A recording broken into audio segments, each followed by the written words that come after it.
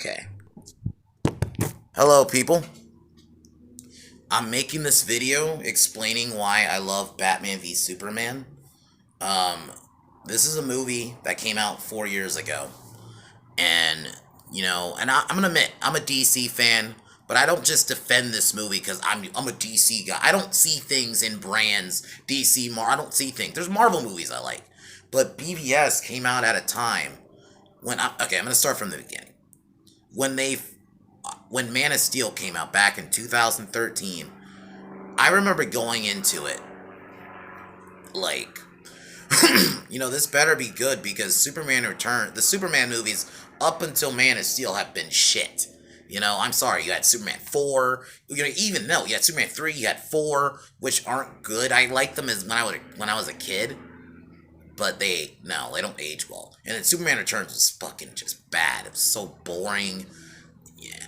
But when Man of Steel came out, it was like a breath of fresh air. It made me getting close to being a Superman fan again. Because when I was a kid, I was a Superman fan, but then just I don't know, just either his movies being so bad, I just kind of lost interest in the character.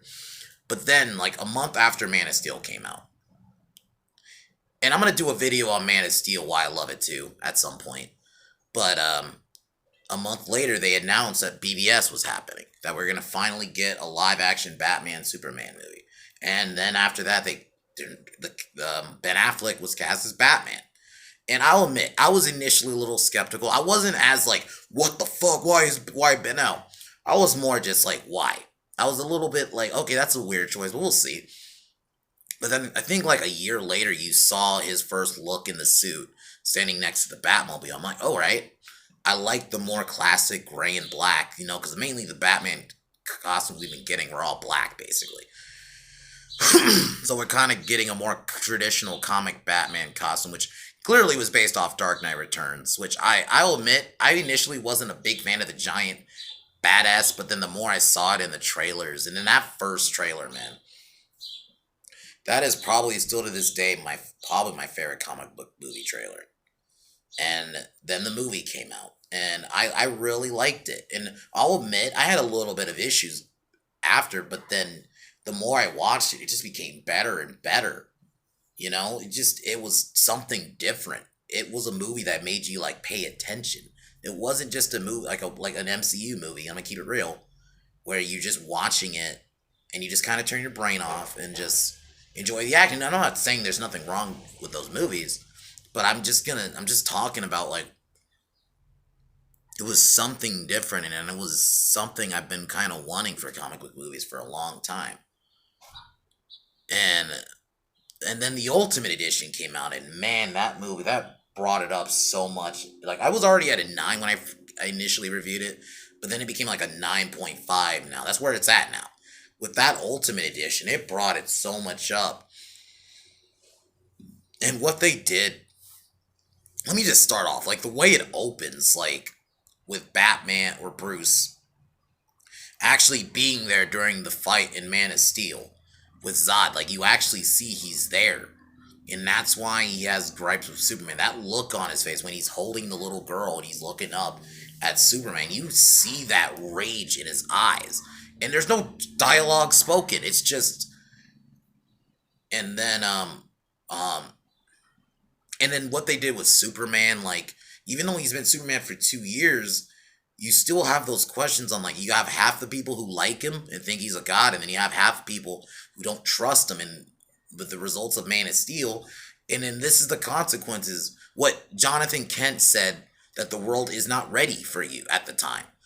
And that, and basically Jonathan Kent predicted in a way the events of what happens in Man of Steel, and it is, because that's basically what happens. And Clark has to go through this whole arc, and it's awesome because it's something they've never did with Superman before.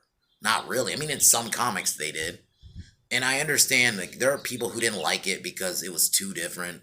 They wanted Superman to basically be Christopher Reeve. And that's fine if you want that Superman, but they were clearly gearing toward that. They wanted to have Superman actually go through an arc and not be a Mary Sue like fucking Ray from episode 7 through 9, who has no arc, who's just powerful. Superman physically and even like emotionally has an arc. He's not just good at everything. He's doubting himself still. He does, and that's actually what I like, because eventually they are working to that Superman we all know. And then you have Lex Luthor, who's manipulating things in the background. And let me speak on him for a bit. I thought going in, the only thing I would not like about this movie was going to be Eisenberg, and he delivered. And I don't. I'm not saying he's my favorite Lex. My favorite Lex is still the animated series version, but Lex from, but Eisenberg killed it. I think he was something different. It was something fresh.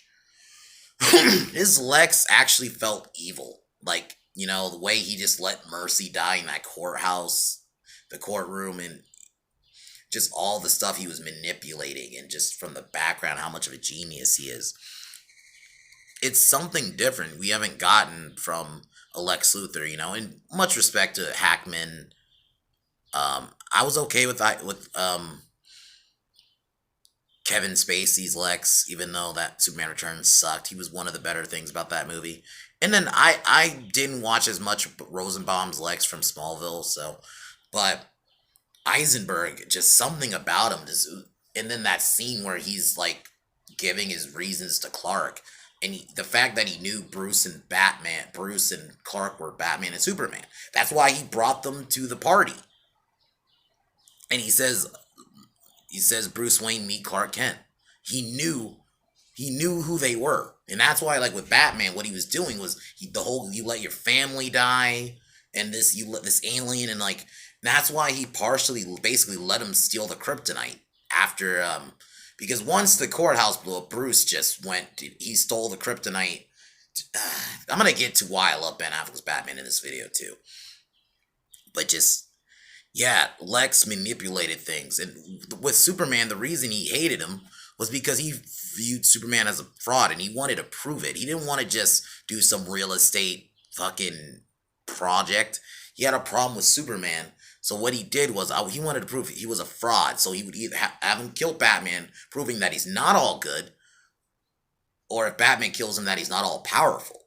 And that's all he wanted to do. And it just, you see like his plan come together. I'm gonna do the only one time I'll bring this up with Civil War, where Zemo's plan was all out of convenience. And I'm gonna get into why the MCU needs to evolve their movies eventually in a video.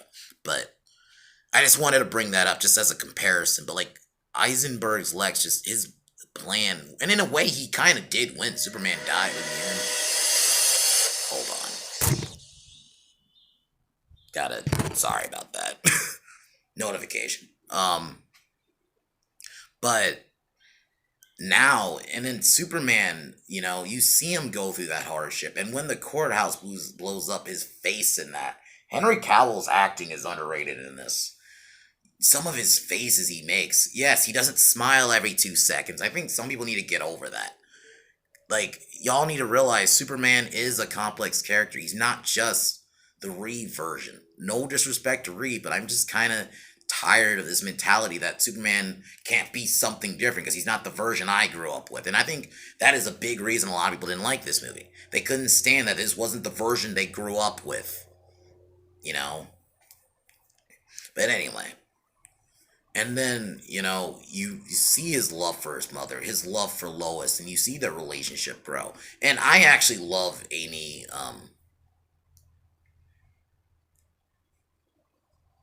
I love who plays Lois. Amy Adams. My brain freaked out. Sorry about that. Amy Adams is an amazing Lois. She's probably my favorite version outside of the animated. I know a lot of people like Margot Kidder, but Margot Kidder was only a reporter in the first movie. The rest, she's just Superman's girlfriend to me. Whereas Amy Adams is like, you see her in the background trying to show Superman is not a bad guy, and you see her have her own story. And that's one thing I think Zack Snyder does geniusly in this movie, is everyone has their place, and it doesn't just feel like, oh, there's a random character here who has no purpose. It doesn't feel like Lois is just there. So I like her little story, and then they go way more into it in the Ultimate Edition. Like they show you why Clark couldn't see through Wally's chair because there was lead, and you see Clark helping people out. Little things like that, and then also with Clark, you see him go to Gotham and learn about Batman and how, and with what Lex was doing with Clark was he was showing you like because he was manipulating that people who get branded by Batman die in prison. He just had a guy die in prison, and just the build up and just the soundtrack alone of this film, it beats a lot of films. I listen to it from time to time. You know, say, like that specific song "Beautiful Lie," which plays when in the beginning and then during the Martha moment, which we'll get into. Um, but now I'm going to talk about Doomsday. This was another point of contention. A lot of people did not like that they brought in Doomsday this soon. I will admit, I initially, when I first watched it, wasn't as big of a fan of that, but then I understood they needed a reason for the Trinity to come together. You don't need the Trinity for. I was suggesting, like, maybe they could have done Metallo or Bizarro. I'm like, you don't need the Trinity for that. And I know, and you know, you're going to see some people say, you may not even needed the Trinity. I'm like, no. I would have been mad if they cut that out. That was dope. I would have loved to have seen the Trinity come together. So it made sense why it was Doomsday. And that wasn't even the real Doomsday. I've even heard Zack say that. That wasn't the real Doomsday. And also, Doomsday is a villain who could come back anytime. So that's why I learned to accept it. Was because of that reason. and and the fight itself between Batman and Superman was really good. Yeah, was it short? Yeah, but I think people need to forget this wasn't gonna be like Superman versus Zod for Man of Steel, where you can have it go a bit long because they fly. You could have it go to multiple locations. Batman doesn't fly, and also if you watch the Dark Knight Returns animated movie where they have the fight, it was about the same length. And I like the rain setting and just and Clark was trying to talk his way out of it, but Batman was not there to talk. He was in that badass armored suit. And I think people need to forget that and saying, oh, why didn't Superman just try to talk to him? Like, no. Bruce was there to murder him. Why the fuck would he want to listen to him? Like, it was hard hitting, and it made me feel bad for Clark when fucking Bruce was sprayed him with that kryptonite grenade. You could see like when Bruce was saying breathe it in, that's fear. You can almost see like a smile almost. Like it was torture, it was hard hitting, and yes, Batman beat his ass two-way, like it was yeah. And it was very hard hitting. I felt bad for Clark. And now we get to the infamous Martha moment. You know, this is probably the biggest contention for people. I'm gonna say this. I get if you didn't like it because you thought it was kind of hokey. If you get what Zach was going for, that's fine, but you just didn't like how it was executed. I can respect that. But when you still, to this day, make the moms have the same name, they're friends now. That's not what happened. You're showing your ignorance. I was going to say something else, but I'm going to be nice.